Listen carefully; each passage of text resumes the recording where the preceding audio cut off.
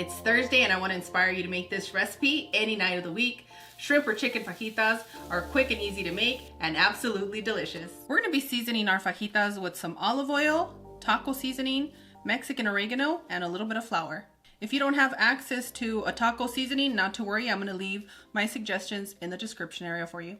In yesterday's recipe, it was brought to my attention by Cloud that someone was displeased with the way that I flattened our chicken. I hope that this one looks a lot better for you. And to be honest, this is a home cooking show. We are busy, we are taking care of our family, and you have to make it comfortable for your home. Now our chicken has been butterflied and pounded really thin, and make sure that you clean your shrimp really good. I really love making this recipe because once you find a seasoning that works well with your family and that you fall in love with, it's super easy to get through dinner. I'm gonna sprinkle a little bit of all-purpose flour to our shrimp, the same to our chicken.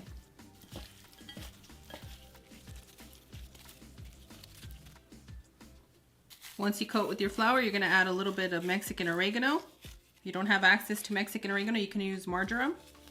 And then you're gonna drizzle some olive oil. Make sure all your pieces are coated with the olive oil. That keeps your protein nice and juicy. As I've said before, if you allow this to set 10 to 15 minutes, you're gonna get the best flavor. But if you only got a minute to let it set, guess what? That flavor is gonna pull through. I've allowed our griddle to warm up on a medium-high heat for a good 3 minutes. And once you place your chicken, you wanna cook it for 3 minutes on each side.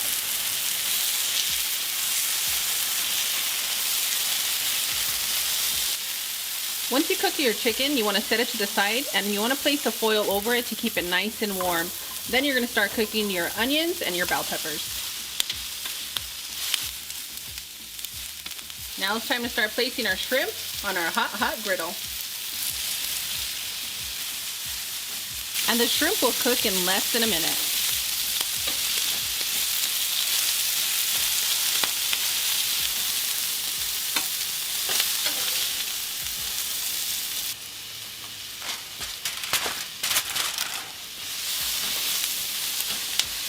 Once your bell peppers and your onions are done cooking, you want to go ahead and add a little bit of salt.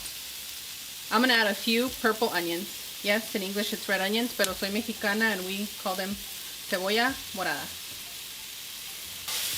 Ooh, delicioso!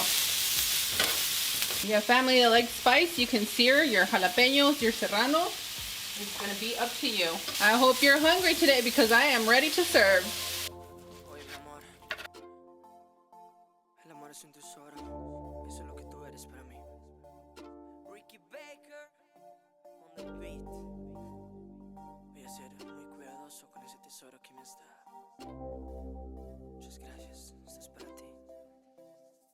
Quiero tenerte, quiero besarte, satisfacerte, que tú despiertes al lado mío. En Dios confío, me ha regalado lo que he pedido y un poco más, solo un poco más. Lo que me da, hermosa, nunca lo voy a soltar.